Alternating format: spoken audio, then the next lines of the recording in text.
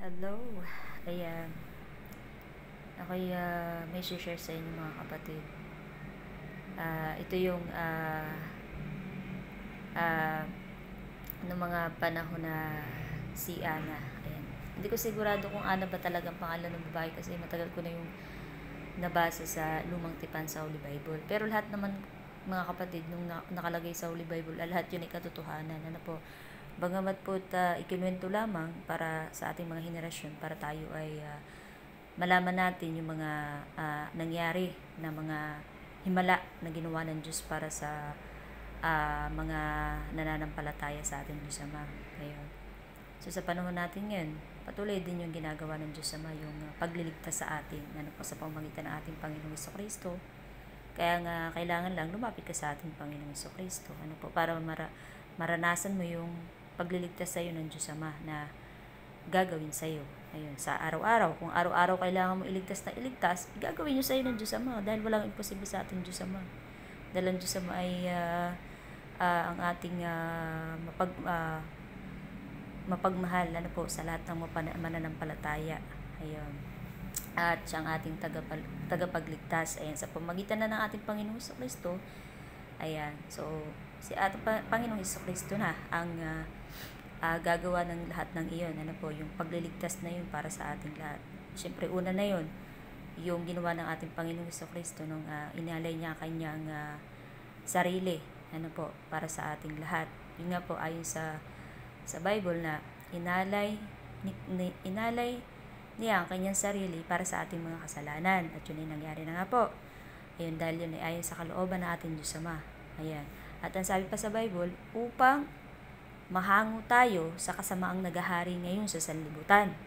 Ayun. So, diga po, napakalinaw. So, hanggang ngayon po, yun, pagtulong sa atin ng ating Diyos Ama, ayan, ay sa pamamagitan ng ating Panginoong Kristo. At ginawa na po ng ating Panginoong Kristo dahil yan ay bunga ng pagmamahal ng ating Diyos Ama. So, ginawa na po yan ng ating Panginoong Kristo. Ano po? Nung para napatawad ng ating mga kasalanan. Ano po? So, ngayon, meron pang hindi pa tapos. Yun nga po yung upang mahango tayo sa kasamang naghahari ngayon sa sanlibutan ito. So, ay nandiyan pa din ang pagliligtas ng Panginoon. Ano po? Ibig sabihin, upang mahango tayo sa kasamang naghaharing ito, ito na nga pong kasalanan na ito. Ayun, napatawad na tayo ng ating Diyos Ama sa kasalanan.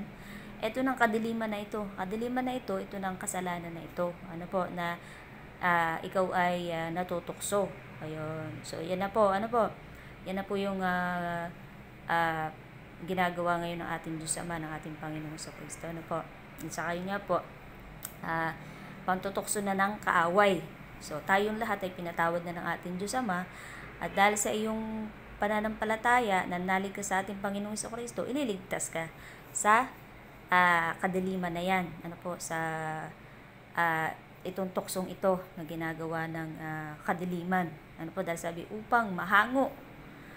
Yan, upang mahango tayo sa kasamaang naghahari ngayon sa sanlibutan ito. Ayan, so hanggang sa henerasyon natin yan, ano po, yan yung ginagawa ng ating Panginoon para magkaroon ka ng freedom, healing, deliverance, peace. Yan, enjoy. Yan, thank you, Holy Spirit. Yan, so, kailangan, kaya yun, para ikaw ay makapamuhay ng matuwid at makadiyos. Kaya yun ay pagkakalob sa iyo ng ating Diyos Ama, yung kayo maging free. Ano po, kaya syempre buhay ka pa dito sa ibabaw ng lupa, yun paano pag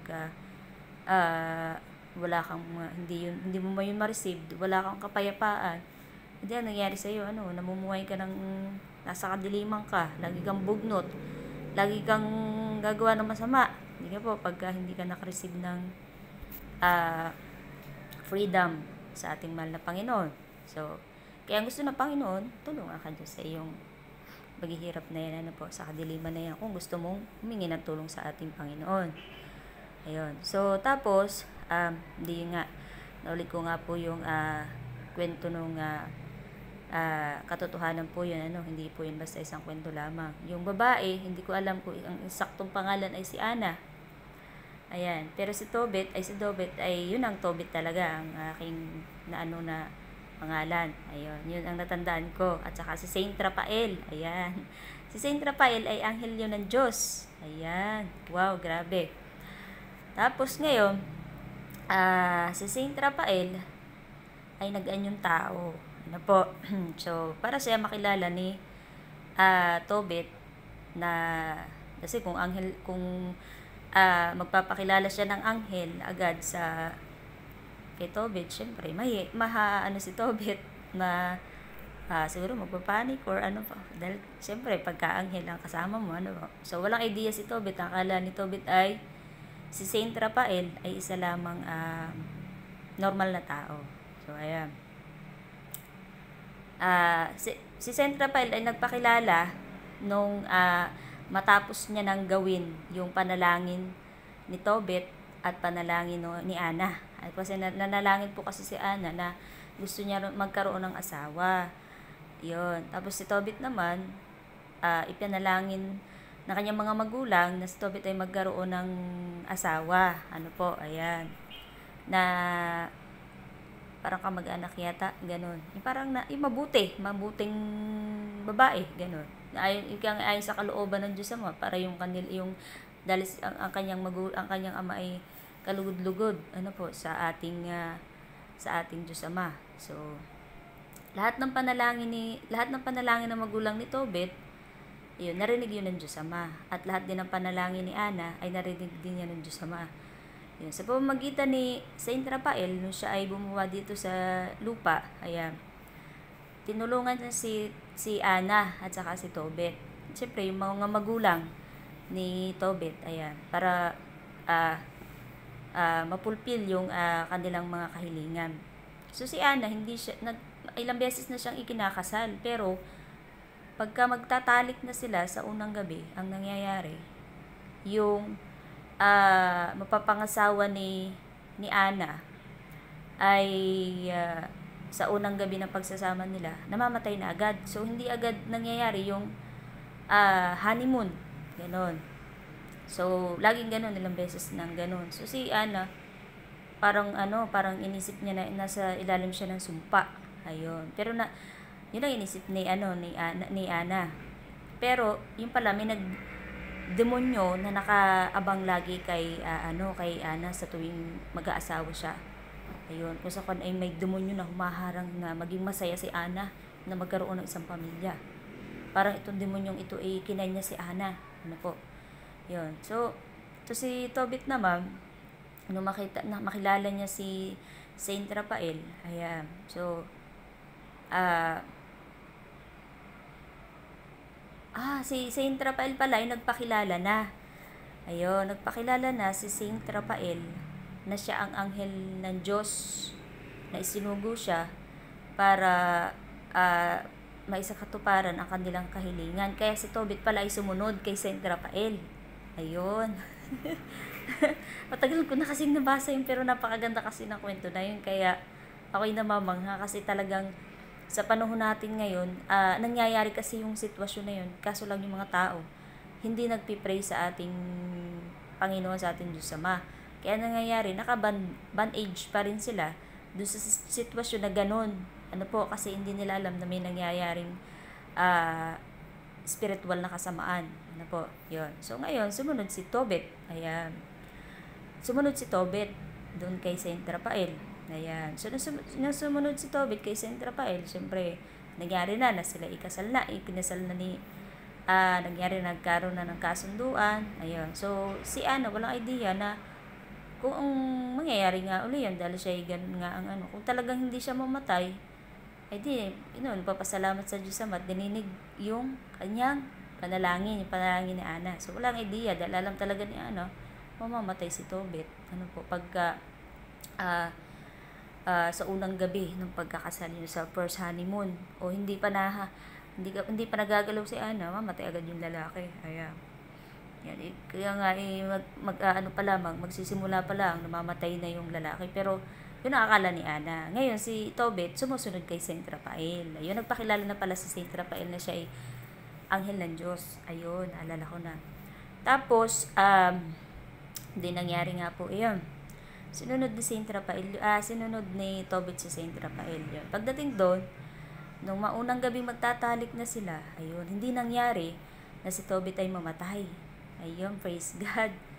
Ayun, so tuwan-tuwa si Ana kasi nga ah ipinagkaloob sa kanya ng Diyos Ama yung kahilingan niya na magkaroon na ng asawa.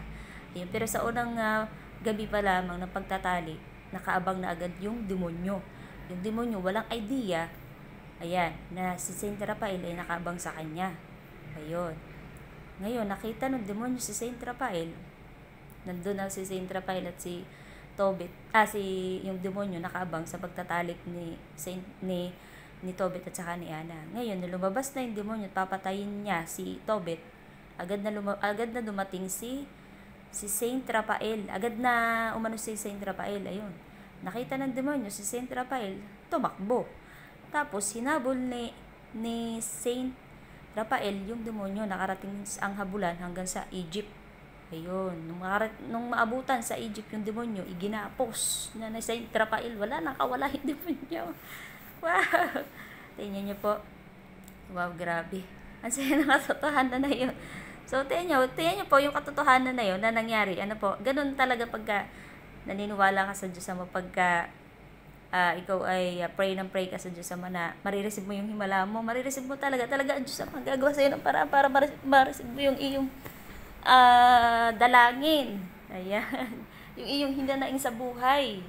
Ayan. So, nagagawa talaga ng paraan ng Diyos Ama para maibsan yung iyong paghihirap. Ano po, para ikaw ay maging malaya, para ikaw ay maging masaya. Yun, para ikaw ay mamuhay ng may peace, may love, may joy. Talaga. Wow. Yan niyo po, grabe yung sitwasyon na yun. Oh, grabe, ang saya. Uli, yung demonyo, walang kawala. Ayun, tinali ni Saint Rafael. Ayan, sa panahon natin ngayon, marami talaga nakakaranas din ng ganyan. Huwag kayo sumuko manalangin sa ating Diyos Ama, sa ating Panginoong Hesukristo. Katulad niyan, napakadali na lang ng mga panahon na kapag ikaw ay lumapit, thank you po Holy Spirit. Kapag ikaw ay lumapit sa ating Panginoong Hesukristo, agad ay pinagkakaloob, agad ay huli ang mga demonyo na yan. Opo, pagka kayo lumapit talaga, maniwala lang po kayo. Doon sa katulad po ng mga apostoles, kung paano sila turuan ng ating Panginoong Hesukristo magpalayas ng demonyo.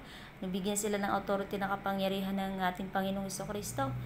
Pag sinabi nung pinagkalooban ng ating Panginoong Hesukristo na kapangyarihan, lumayas ka, masamang espiritu. Pag sabing gumaling ka. Di ka po, hawakan lamang nila yung mga hindi makalakad, nakakalakad. Katulad po ng ginawa ng Panginoong Hesukristo, po. Pero ang ginagawa naman, kaya naman sila gumagaling kasi lumalapit nga sila kay Jesus Christ dahil sa pananalig nila. Yun ang kailangan mo sa buhay na ito kasi hindi mo kayang labanan yung mga spiritual na kasama na yan pag wala kang Jesus Christ. Tingnan nyo, pray lang, pray. Go, pray. Go, pray. Yan yung pagkakalob sa inyo. Go, pray lang ng pray. Ayan. Thank you, Lord Jesus. Ay, thank you, Lord. Ayan. So mga kapatid, sinare ko yung napakagandang nangyari na himala, sa araw na ito, Ayan. Gusto ko kayong ipag-pray bago ko po i-end yung video na to, Ayan. Thank you, Lord Jesus. Ipinipray kita, kapatid, ano man ang thank you, Lord Jesus. Lord, ipinipray ko po ang taong ito, Panginoon, sa inyo. Ano man po ang bigat ng nararamdaman, Lord, ng taong ito mula ulo hanggang paa, loob at labas ng kanyang katawan, Panginoon. Panginoon, naway mo tanggal yung kadiliman na yun o yung bigat na yun, Panginoon, sa pamamagitan po ng inyong kapangyarihan, Lord.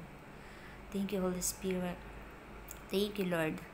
Lahat ng bigat na yun, Panginoon, lahat ng bigat na yun, mawala din po iyon ngayon in mighty Lord Jesus' name.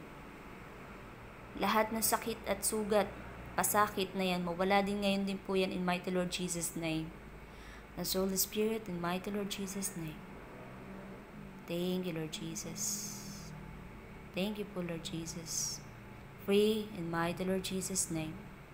Free in mighty Lord Jesus' name. Free in mighty Lord Jesus' name. Have your way, Holy Spirit. Thank you, Lord. Thank you, Lord. Thank you, Lord Jesus. Thank you, Lord. Amen. Amen. Wow, amen. Ayan, thank you Lord Jesus. Wow! Thank you Lord, amen, amen, amen.